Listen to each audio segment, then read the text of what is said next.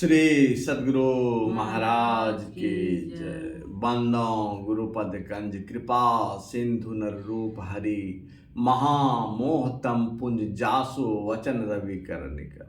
मेरा मुझ में कुछ नहीं, जो कुछ है सब तोर, तेरा तुझको सौंप के क्या लागेगा मोर। हे गुरु, संत में ही उपदेशामृत पुस्तक से गुरु महाराज का प्रवचन का 41वां प्रवचन में कह रहे हैं गुरु महाराज कि शरीर में जीवात्मा और परमात्मा है, फिर भेंट क्यों नहीं होती है। धर्मानुरागिनी प्यारी जनता, मेरे कहने का विषय ईश्वर भक्ति है। ईश्वर भक्ति के लिए पहले ईश्वर का स्वरूप जानना चाहिए। ईश्वर स्वरूप को जाने बिना आप उसी तरह चलिएगा जिस तरह किसी को निर्दिष्ट स्थान मालूम नहीं है और वह चलता हो। ईश्वर का स्वरूप इंद्रियां ज्ञान से परे है। इंद्रियां ज्ञान में जो आते हैं वे किसी न किसी तरह नाशवान है। गौ गोचर जहाँ लगी मन जाई, सो सब माया जानहूँ भाई। इंद्रियों को जो कुछ प्रत्यक्ष है सब माया है। दूसरी बात यह याद कीजिए कि अपने राज तत्वकाल में श्री राम ने प्रजा को बुलाकर अध्यात्म ज्ञान की शिक्षा दी थी। श्री राम के राज को लोग आज भी बहुत अच्छा कहते हैं। अति उत्तम राजनीति बनाकर प्रजा को सुखी करना ही श्री राम का काम था। उन्होंने सोचा कि प्रजा इस संसार में तो सुखी है ही, शरीर छूटने के बाद भी ये सुखी रहे, दुखी न हो, इसलिए प्रजा को बुलाकर उन्होंने शिक्षा दी थी। एक बात और भी होगी कि श्री राम तो राजनीतिज्ञ थे, राजनीतिज्ञ की वे ही नहीं, वे राजनीतियों के आचार्य थे। जो बातें तुलसी कृत रामायण या वाल्मीकि रामायण में अयोग जस्ती है, हो सकता है वे क्षेपक हो। श्री राम ने सोचा होगा कि प्रजा को ऐसी शिक्षा देनी चाहिए कि जिससे वह इस लोक और परलोक दोनों में सुखी रहे। लोग समझते हैं कि अर्थहीन बहुत दुखी होता है। गोस्वामी तुलसीदास जी ने कहा है, नहीं दरिद्र सम दुखी जग माही। लोग अर्थ के लालच के कारण ही चोरी डकैती बटमारी बेईमानी लूट आदि किया करते हैं। ज्ञान सरोवर में लिखा है कि महाराज युधिष्ठिर ब्राह्मणों के लिए नित्य सोने की थाली में भोजन कराते थे। एक दिन एक ब्राह्मण की थाली चुरा ले गए। खोज करने पर पता चला कि अमुक ब्राह्मण ने थाली चुराई है। चोर को दंड मिलना चाहिए, किंतु ब्राह्मणों के अदंडनीय होने के कारण उन्हें दंड दिया जाए तो कैसे। युधिष्ठिर इस असमंजस में पड़े थे। इस न्याय के लिए भगवान श्री कृष्ण ने उन्हें राजा बलि के पास जाने की अनुमति दी। भगवान को इस साथ लेकर महाराज युधिष्ठिर राजा बलि के पास गए और उस ब्राह्मण के सोने की थाली चुराने की बात कही। राजा बलि बोले कि तुम्हारी प्रजा धनहीन है, इसलिए चोरी करती है। यह दोष तुम्हारा है।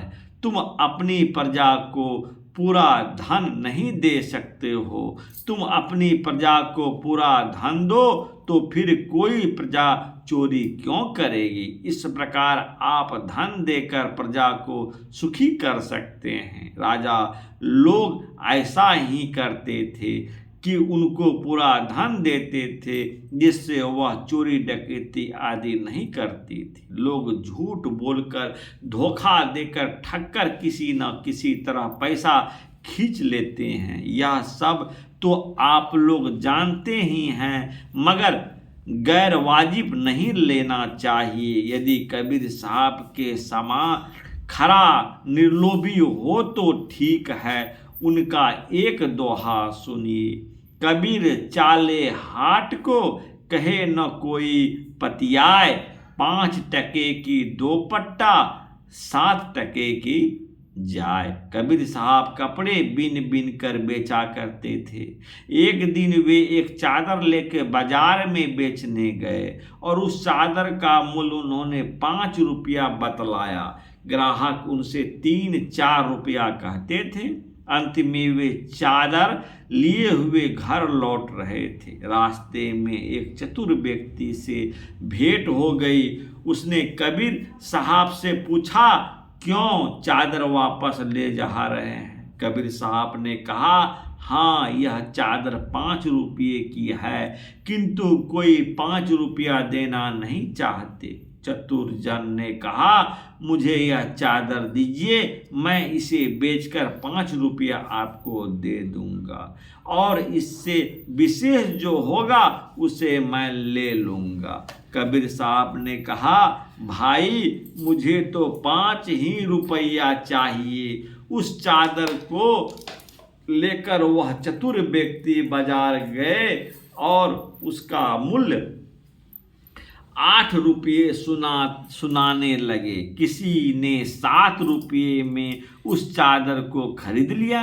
उस चतुर जन ने 5 रुपये तो कबीर साहब को दिए और 2 रुपये खुद रख लिए। इस तरह यदि कोई कबीर साहब के समान सब्रदार और संतोषी हैं तो उसका भी गुजर बसर हो जाता है और जनता की निगाह में वह प्रतिष्ठा का पात्र भी समझा जाता है। किंतु ऐसे आदमी कम होते हैं। लालची की आंख संसार भर की दौलत से उसी तरह नहीं भरती जिस तरह ओस से कुआं नहीं भरता। और नैतिकता से धन कमाना ठीक नहीं है। चोर डकैत तो पहले यदि यहीं पर पीटे जाते हैं और कचहरी में भी सजा पाते हैं। यहाँ सांसारिक सुखों में ऐसी ही बात होती है। धन अर्जन, सांसारिक प्रबंध और राजनीति के साथ आध्यात्मिकता और आध्यात्मिक ज्ञान और रूहानियत, चैतन्यता व इल्मे रूहानी कर दो। जब 1,00,000 शील व सदाचार ऊंचा होगा तब आत्मज्ञान से ऊंची गति यानी रूहानी तरक्की होगी। संसार में सदाचरण के बरतने हुए परलोक में भी ठीक ठीक कुशल से रहा जाएगा। विषयी सदाचरण से बरत कर आत्मोन्नति पथ में नहीं चल सकता। इसी से तुलसी कृत रामायण में श्री राम का उपदेश है, यही तन कर फल विषय न भाई, स्वर्ग हूँ स्वल्प अंत दुखदाई, नर तनु पाई विषय मन देही, पलटी सुधा ते 60 विष लेही। एक बार रास्ते में जाते जाते मुझको पचवारा बाजार के कुछ सज्जनों ने कहा, कुछ सुनाइए। मैंने कहा, समय नहीं है, थोड़े में सब सुन लो। राजा राम राजा सकल प्रजा राम राजा सकल प्रजा। राम व्यक्त के रूप में इस धरातल पर नहीं है, किंतु वे अव्यक्त रूप से ही है। राजा का वचन मानोगे तो सुखी रहोगे, नहीं तो दुखी रहोगे। वह वचन यह है कि यही तन कर फल विषय न भाई, स्वर्ग हूँ स्वल्प अंत दुखदाई। स्वर्ग में भी सभी बराबर सुखी नहीं रहते, कोई अल्प और कोई विशेष सुखी रहते हैं। श्री राम कहते हैं वहाँ भी सुख थोड़ा ही है और अंत में वह दुख देने वाला है। श्री राम प्रजा को विषय से विमुक्त करते हैं, विषय से दूसरी ओर ले जाते हैं। इनमें विद्या रूहानी चैतन्य की ओर ले जाने के लिए उन्होंने नसीहत शिक्षा दी कि जो हवास इंद्रियों में आने योग्य चीज़ें हैं उनको छोड़ो।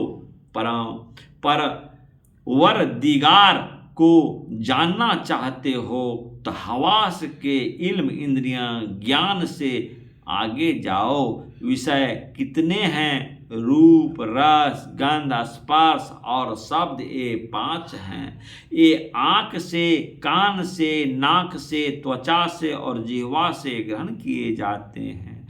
विषय सुख भोग में जो आराम मालूम होता है उस आराम में रहना अच्छा नहीं। स्वर्ग बहिष्ठ में भी बेचैनी लगी रहती है। यही श्री राम कहते हैं, वहाँ भी लड़ाइयाँ होती है वहाँ और यहाँ में यही अंतर है कि वहाँ भोग विलास की सामग्री अधिक है। इस शरीर के लिए तो यह कहा गया है कि बड़े भाग मानुष तन पावा, सुर दुर्लभ सब ग्रंथ ही गावा। नर तन सम नहीं कहूँ देही, जीव चराचर जांचत जेहि। गोस्वामी तुलसीदास महाराज की वाणी है। श्री राम ने कहा, विषय की ओर मत जाओ, इसका आशय क्या हुआ? निर्विषय की ओर जाओ। निर्विषय तत्व क्या है? जो हवास में नहीं चाहता, जो पंच विषयों से परे है, उस ओर चलने के लिए श्री राम उपदेश देते हैं। इंद्रियों को पकड़ में जो आवे वह माया है। अनविचार रमणीय महासंसार भयंकर भारी। नहीं विचार करो तो संसार बहुत अच्छा है, यदि विचार करो तो यह संसार बहुत भयंकर है। तब क्या करो? निर्विषय की ओर चलो। यदि कोई कहे क्या निर्विषय की ओर चलना ही भक्ति है? मैं कहूँगा हाँ, निर्विषय की ओर चलना ही ईश्वर की ओर चलना है। यही ईश्वर की भक्ति है। दूसरे कहते हैं ईश्वर तुम्हारे पास है, फिर बुलाओ किसको और जाओगे किसके पास? तुलसी साहब के पास एक विश्वासी मुसलमान गए कुछ जिज्ञासा लेकर के लिए। उनका यही नाम तकी था। तुलसी साहब ने उनसे कहा, सुन ए तकी न जाइयो, जिनहार देखना, अपने में आप जलवै दिलदार देखना। फिर उसका रास्ता बतलाया। पुतली में तिल है, तिल में भरा जल कुल का कुल, इस परदेश सियाह के जरा पार देखना। यदि काले पर्दे के पार में देखो तो क्या होगा? तो कहा, 14 तबक का हाल आया हो मुझे जरूर, गाफिल न हो ख्याल से होशियार देखना। यहाँ के भक्तों से या दूसरे देशों के भक्ति से पूछो, सभी अंतर में चलने के लिए कहते हैं। कितने मुझसे झगड़ते हैं कि ध्रुव और प्रहलाद को क्या इन आँखों से भगवान के दर्शन नहीं हुए? तो मैं कहूँगा कि तुलसी कृत रामायण में जो श्री राम ने कहा है उसे देखिए। गौ गोचर जहाँ लगी मन जाई, सो सब माया जानहु भाई। क्या यह झूठ है? देवी काली, राम, कृष्ण, शिव आदि अनेक रूपों में लोग भगवान को मानते हैं। क्या उन अनेक रूपों में अनेक भगवान हैं या केवल एक ही भगवान सब रूपों में है? रूप के दर्शन से केवल शरीर रूप दर्शन हुआ, परंतु उन सब रूपों में जो एक ही है उन आत्म रूप भगवान का दर्शन नहीं हुआ। किसी को चतुर्भुजी, किसी को दो भुजी रूप का दर्शन हुआ। गोस्वामी जी को हनुमान जी सहायक थे। हनुमान जी से तुलसीदास जी ने विनय किया कि मुझे भगवान का दर्शन कराइए। वहीं का यह दोहा है, चित्रकूट के घाट पर भई संतन की भीड़, तुलसीदास चंदन घिसे तिलक देत रघुवीर। तुलसीदास जी ने उन्हें तिलक लगाया, किंतु फिर भी वे उन्हें पहचान नहीं सके। फिर घोड़े पर राजकुमार के रूप में दर्शन हुए, किंतु फिर भी पहचान नहीं सके। तुलसीदास से पूछिए कि उनका अपना लिखा क्या है, सो पढ़िए उनका अंतिम ग्रंथ विनय पत्रिका है। उसमें लिखा है कि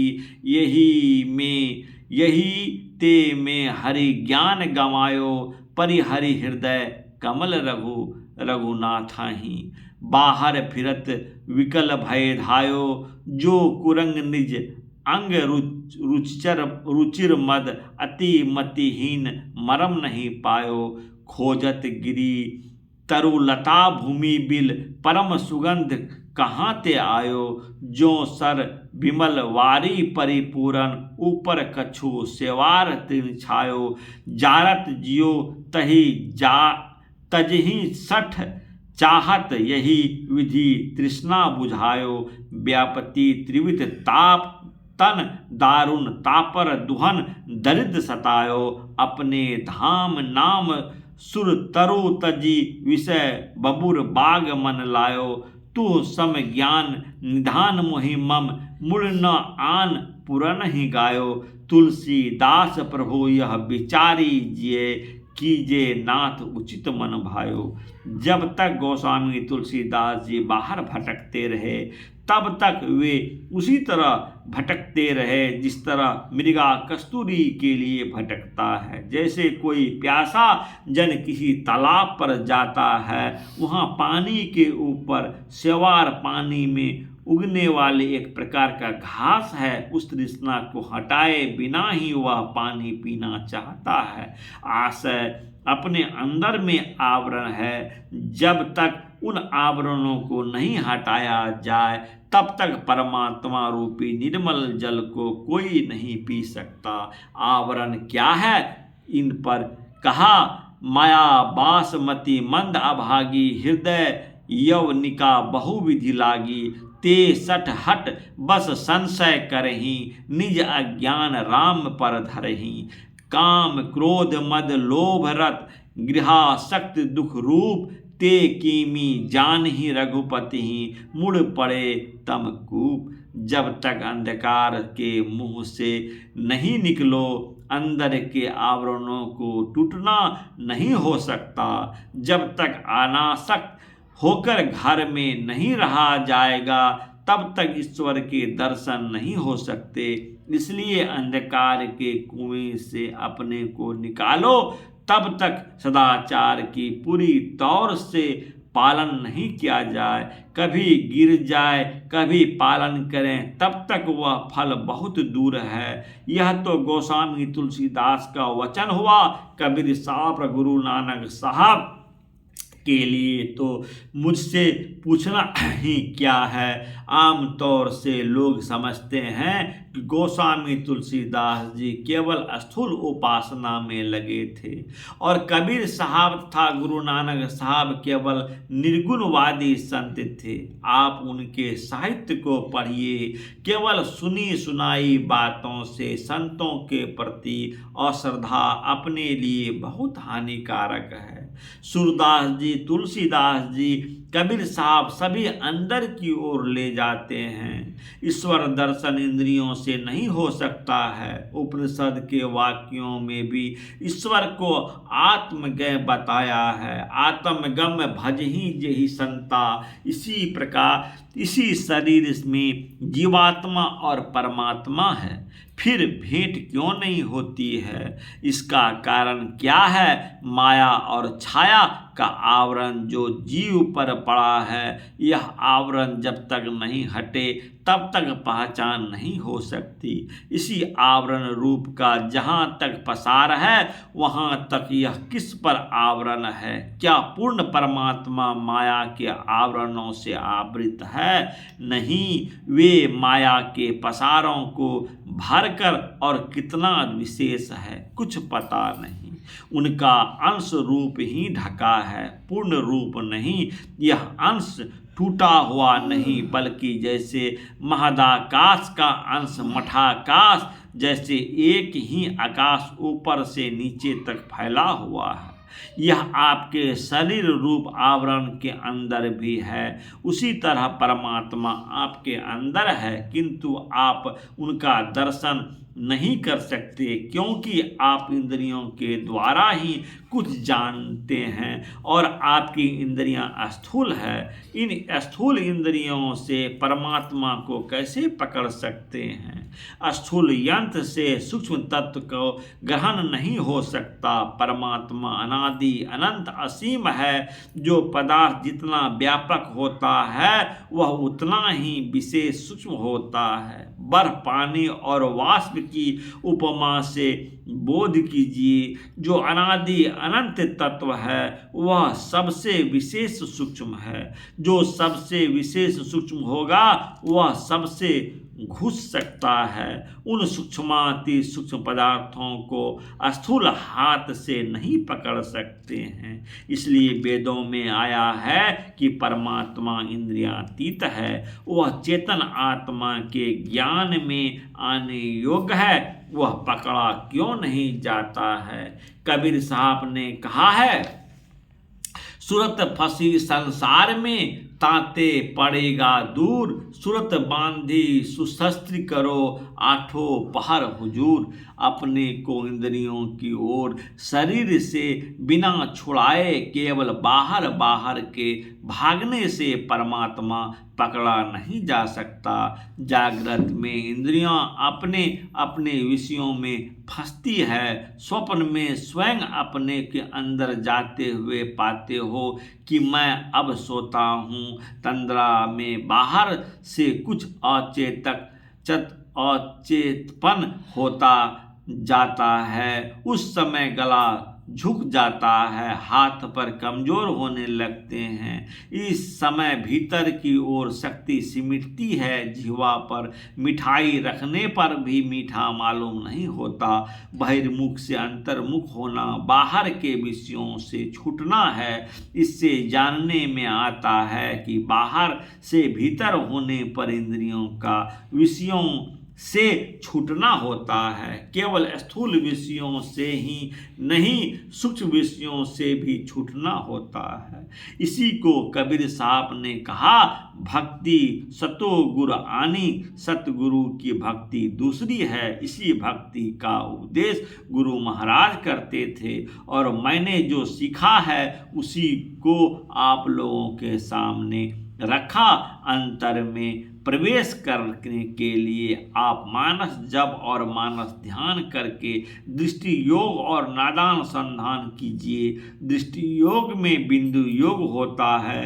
यह बिंदु सूक्ष्म है, इसको मन से गढ़ा बनाया नहीं जा सकता। बिंदु वह है जिसका स्थान है, परिणाम नहीं। परिमाण रहित सूक्ष्मतम पदार्थ को बिंदु कहते हैं। आपकी दृष्टि जहाँ सिमट कर रहेगी वहीं बिंदु उत्पन्न होता है। वहाँ बिंदु है, वहीं नाद है। बिंदु में तह नाद बोले रैन दिवस सुहावन। पलटू साहब की वाणी है।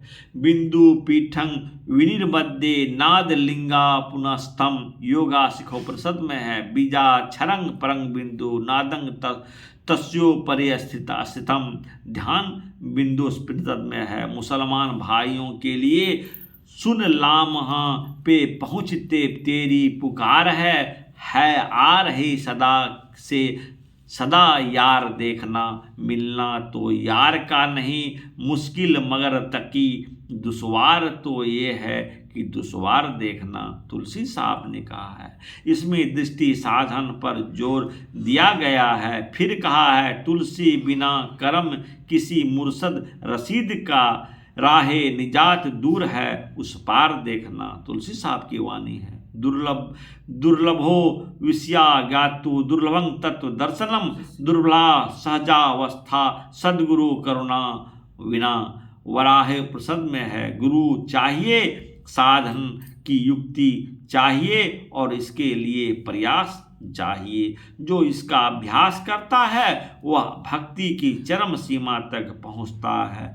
फिर भी किन्हीं का कहना है कि भगवान को गुरु मानकर चलना बहुत उत्तम है। श्री रामचरितमानस में भगवान श्री राम के परम भक्ति निषादिका सबरी जी के प्रति जो नवधा भक्ति का उपदेश दिया है उसमें गुरु पद पंकज सेवा तीसरी भक्ति अमान की कथन करके अंत में सबरी जी को कहा है कि सकल प्रकार भक्ति दृढ़ तोरो। इससे विविध होता है कि पुरुष और स्त्रियां दोनों की उपयुक्त नवधा भक्ति की विधि से भक्ति की साधना करनी चाहिए। यह प्रसिद्ध है कि सबरी जी मतंग मुनि का शिष्या थी। श्री मीराबाई जी का यह शब्द है, मीरा मन मानी सूरत शैल आसमानी। जब जब सूरत लगे वह घर की पल पल नैनन पानी। ज्यों हिये पीर तीर समसालत कसक कस कानी। रैन दिवस मोही नींद न आवत भावे अन्न पानी। यही पीर विरह तन भीतर जागत रेनी विहानी। ऐसा वेद मिले कोई भेदी देश विदेश पिछानी। तासो पीर कहो न केरी फिर नहीं भरमो खानी। खोजत फिरत भेदवा घर की कोई न करत बखानी। रैदास संत मिले मोही सतगुरु दीना सुरत सहदानी। मैं मिली जाय पाए पिए अपना तब मोरी पीर बुझानी। मीरा खाक खलक सिर डारी मैं अपना घर जानी। यह शब्द श्री मीरा जी बाई जी के गुरु का पता बताता है। सहजोबाई तथा दयाबाई के गुरु श्री चरणदास जी महाराज थे। उनकी वाणियों को पढ़कर देख लीजिए।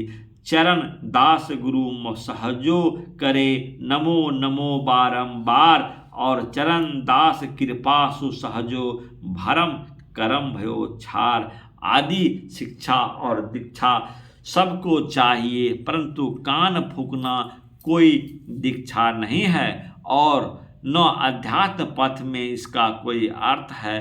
भक्ति तन सिस्टर निवेदित श्री स्वामी विवेकानंद जी की शिष्या थी। श्री समर्थ रामदास जी महाराज छत्रपति श्री शिवाजी राव के गुरु भी शिष्याएं थी। भगवान बुद्ध और कबीर साहब आदि संतों की भी शिष्याएं थी। जिससे विदित होता है कि स्त्रियां के वास्ते पति सेवा और पति व्रत धर्म का पालन के सहित अध्यात्म धर्म मोक्ष धर्म के पथ में योग गुरु से शिक्षा और दीक्षा ग्रहण करने की आवश्यकता अनिवार्य रूप से है। तभी तो भाव भक्तवर श्री जयदयाल गोयंद जी महाराज जी अपने परमार्थ पत्रावली में गुरु मंत्र जपने कहते हैं और पुरुषों तथा महिलाओं के समाज में भी वे बैठकर उन्हें दीक्षा देते हैं। जब भगवान श्री राम स्त्री पुरुष सभी के लिए गुरु सेवा की विधि त्रेता युग की प्राचीन काल में ही दे गए थे हैं, तब संतों का स्त्रियों को शिक्षा दीक्षा देकर गुरु बनाना भगवान के उपदेश के अनुकूल ही है और युक्ति संगत भी है। यदि स्त्री के पति स्वयं ही योगी वर भूपेंद्र नाथ सान्याल के सदृश अध्यात्म पथ के पथिक हो तो स्त्री अपने पति के द्वारा ही वह पथ पा सकती है। उसको दूसरे गुरु की आवश्यकता नहीं है, क्योंकि जो विद्या और गुण जिनको हो उसके द्वारा उनकी विद्या और गुण दूसरे को मिले यह पूर्ण संभव है। परंतु इसके विरुद्ध अर्थात जो विद्या और गुण जिसमें नहीं हो वह विद्या और गुण उनके द्वारा किसी को मिले असंभव है। पत्नी को पति का गुण स्वभाव पवित्रता अपरिवर्तता का ज्ञान भली भांति अवश्य होता है, तदनुकूल वह अपनी श्रद्धा अवश्य रखती है। इसके अतिरिक्त किसी दबाव से उसकी श्रद्धा अपने पति में हो यह संभव नहीं जचता। किसी भी अध्यात्म पथ के गुरु में पवित्रता, ज्ञान और कर्म के कारण ही उसमें श्रद्धा हो सकती है, नहीं तो गुरु सिंह अंध बधिर कर लेखा, एक न सुनहि एक नहीं देखा, हरई शिष्य धन शोक न हरई, सो गुरु घोर नरकमयी परई। रामचरितमानस की वाणी है। गर्वित कार्य आर्य नाही, जानत चलत कुपंथ, ऐसे गुरु कहे त्यागिए, यही कहत शुभ ग्रंथ। महाभारत में है।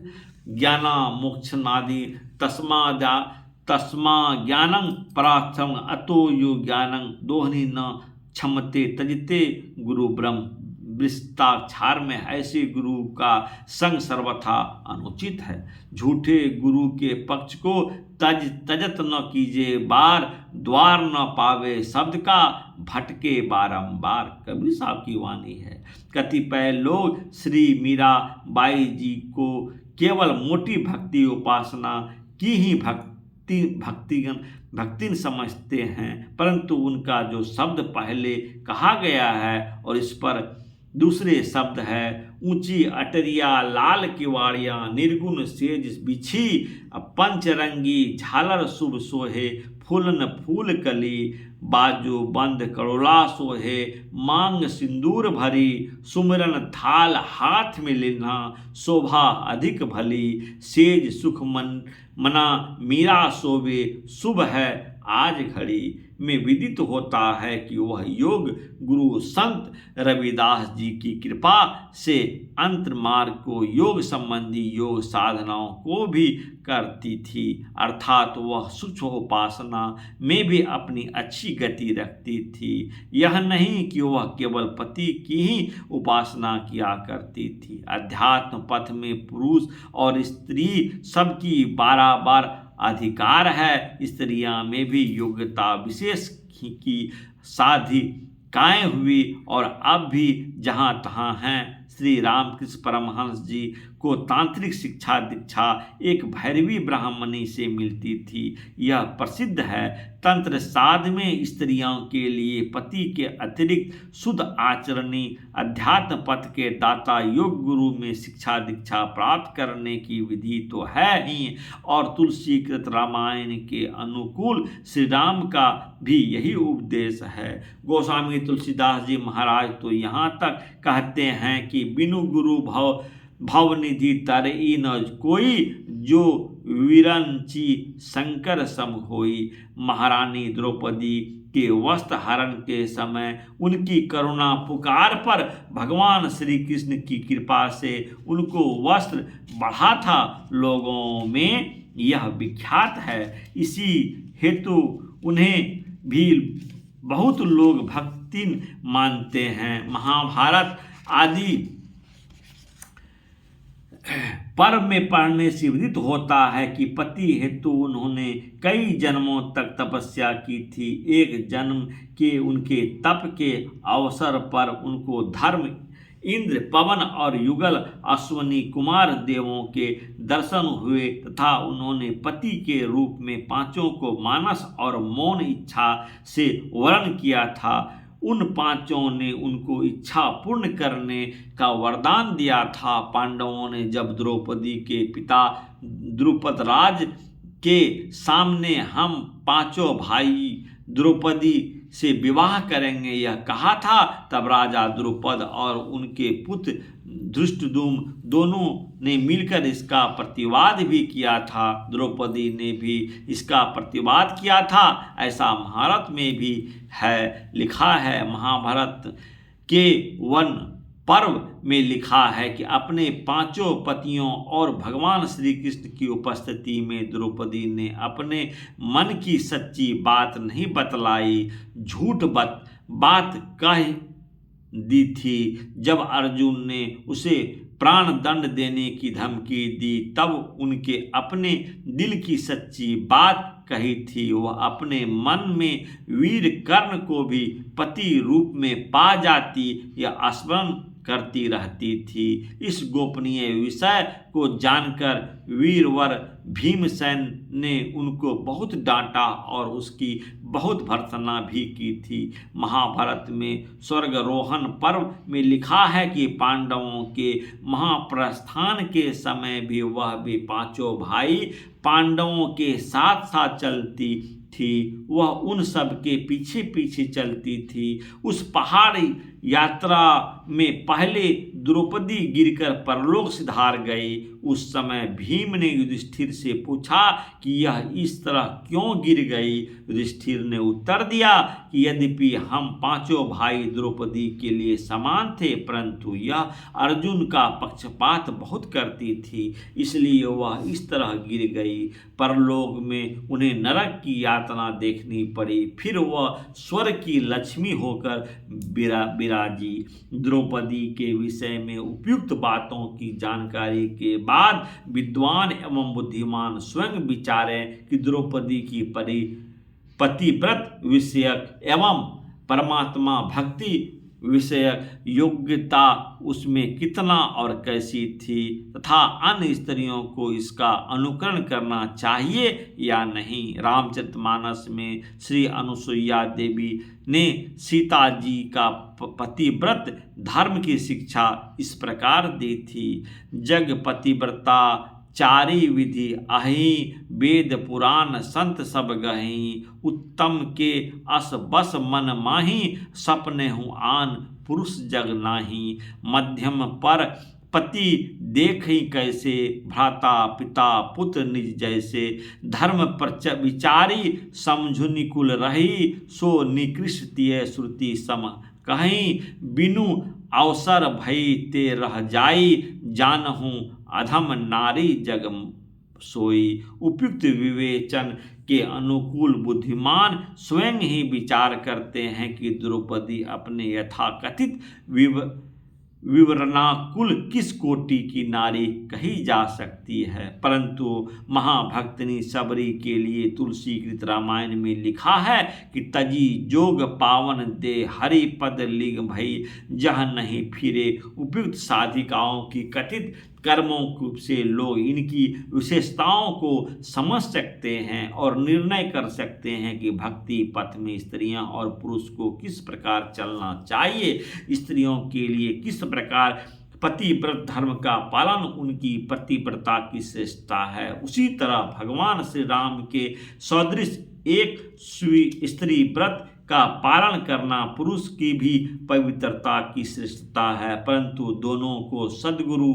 कर्णधार का आश्रय हो, अध्यात्म पथ का पथिक बन परमात्मा भक्ति का साधन कर भव सिंधु को पार करना अपना कल्याण बना लेना परम कर्तव्य है। यह कल्याण न केवल एक स्त्री व्रत धारण से और न केवल पति व्रत के पालन से मिल सकता है। इन पति व्रतियों के अनुसार अपने अपने व्रतों के सहित कही गई रीति से परमात्मा भक्ति अवश्य करनी चाहिए।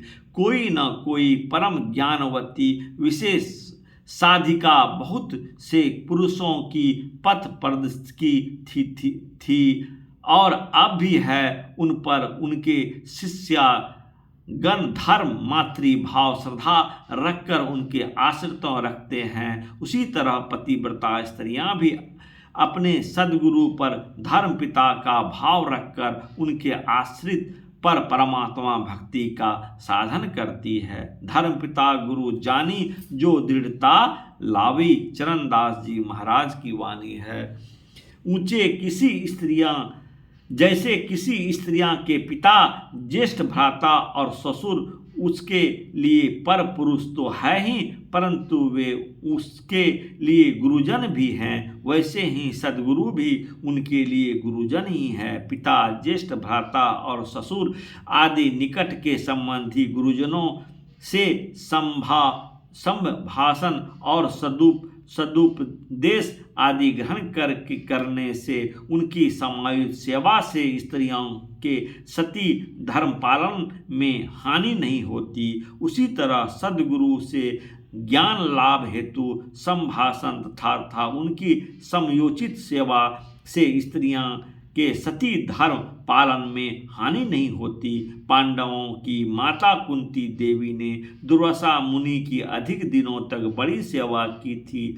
दुर्वासा मुनि ने कुंती देवी को उस मंत्र की दीक्षा दी थी जिससे वह देवताओं को अपने पास बुला सकती थी, किंतु दूषित बुद्धि वालों के लिए तो यह पवित्र और उच्च संबंध में भी नीच भाव उपजे और तदनुकूल वे कर्म करें, इसमें आश्चर्य ही क्या है। गुरुडम जैसे किसी को सदोष झलकता है, उपदेशक डम और प्रचार कदम भी वैसे ही संजोष झलकता है, परंतु सद शिक्षा और सद शिक्षा का प्रचार अनिवार्य है, नहीं तो संसार की बड़ी हानि होगी। इसी तरह असद शिक्षा और असद दीक्षा के प्रचार का भी पूर्ण निवारण अत्यंत वांछनीय है, नहीं तो इससे भी संसार की बड़ी हानि होगी। इसके लिए सदाचार का पालन करो। सदाचार पालन के लिए पंच पाप झूठ, चोरी, नशा, हिंसा और बेविचार से बचो। हिंसा दो प्रकार की होती है, वार्य और अनिवार्य। श्वास लेते, खेती करने और अपना राज बचाने के लिए युद्ध करने में जो हिंसा होती है वह अनिवार्य हिंसा है। गुरु गोविंद सिंह गुरु भी थे और हथियार रखने वाले भी थे। वे उदार भी बहुत थे। एक बार युद्ध के समय उन्होंने एक सिख सिपाही से कहा कि जो सिपाही युद्ध करते करते गिर जाए उसे पानी पिलाया करो। सिख ने उस आज्ञा को सिरोधार्य कर गिरे हुए सिपाहियों को पानी पिलाना शुरू किया, यहाँ तक कि वह शत्रु के पक्ष के गिरे हुए सिपाहियों को भी पानी पिलाता था।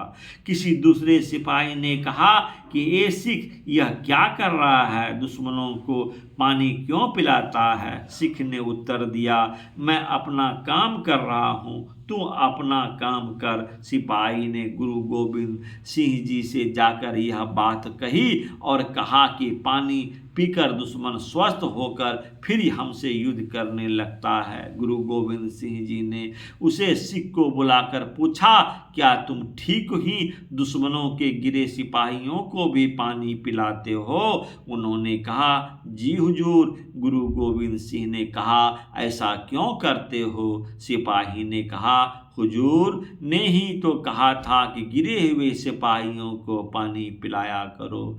हुजूर, जब तक वह लड़ता है तब तक वह मेरा दुश्मन है, किंतु जब वह गिर गया तब वह मेरा दुश्मन कहाँ रहा?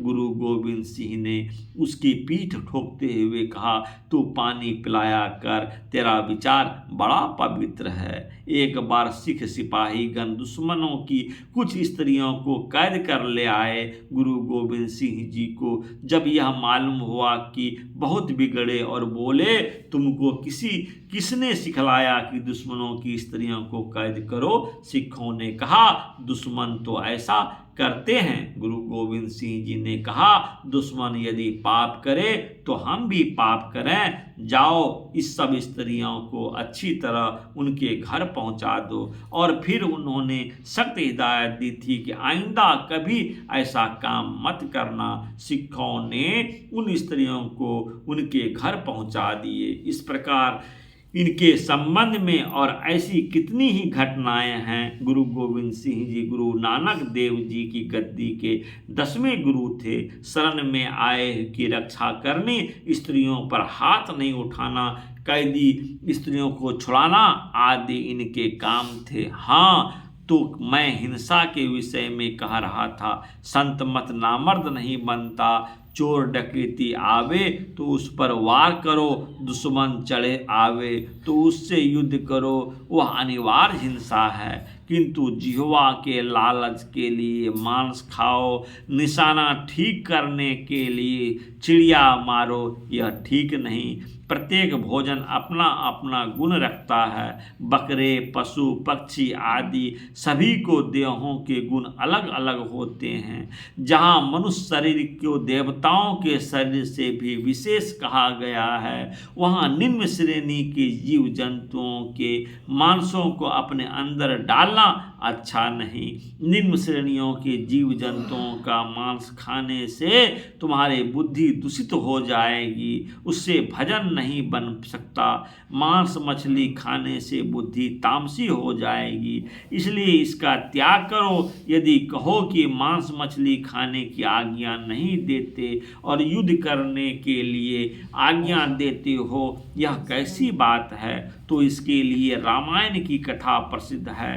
रावण के दल के में सभी महिष खाए और मदिरा पान वाले थे, और श्री राम के दल में साग सब्जी पत्ते खाने वाले थे।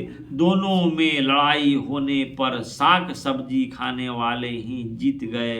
हाल में महात्मा गांधी और अंग्रेज की उपमा भी जानिए, मस्तिष्क का बल देखिए। निरामिषहारी महात्मा गांधी जी जीत गए और मांस मछली खाने वाला अंग्रेज हार गए।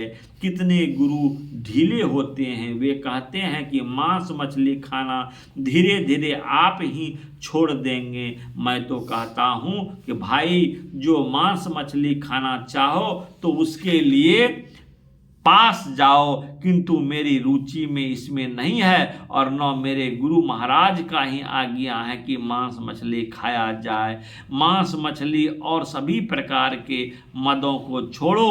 मद तो बहु तक भांति का, ताही न जाने कोई।